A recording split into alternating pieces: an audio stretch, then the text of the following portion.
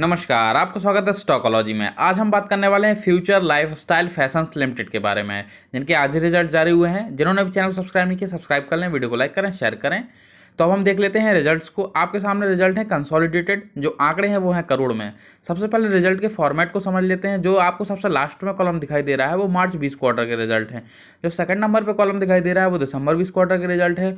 और जो आंकड़े आपको सबसे पहले दिखाई दे रहे हैं वो मार्च 21 क्वार्टर के रिजल्ट हैं।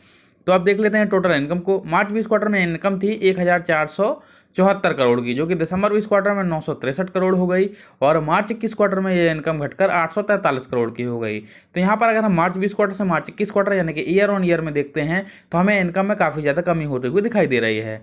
अगर हम बात करते हैं क्वार्टर ऑन क्वार्टर की यानी दिसंबर 20 क्वार्टर से मार्च 21 क्वार्टर की, तो यहाँ भी हमें इनकम घटते हुए दिखाई दे रही है। अब हम एक्सपेंसेस को देख लेते हैं। तो मार्च 20 क्वार्टर में एक्सपेंसेस थे 1579 करोड़ के, जो कि दिसंबर 20 क्वार्टर में 1135 करोड़ हो गए।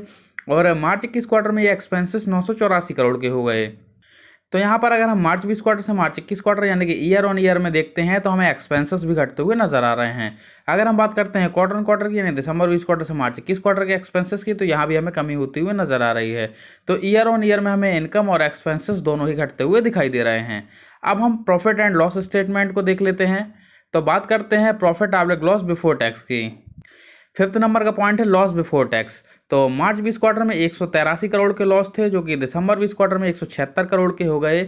और मार्च 21 क्वार्टर में ये लॉस 148 करोड़ के हो गए। तो यहाँ पर अगर हम ईयर ऑन ईयर में देखते हैं लॉस बिफोर टैक्स को, तो यहाँ पर हमें कंपनी की जो लॉस है वो कम होते हुए नजर आ रहे हैं ईयर ऑन ईयर में।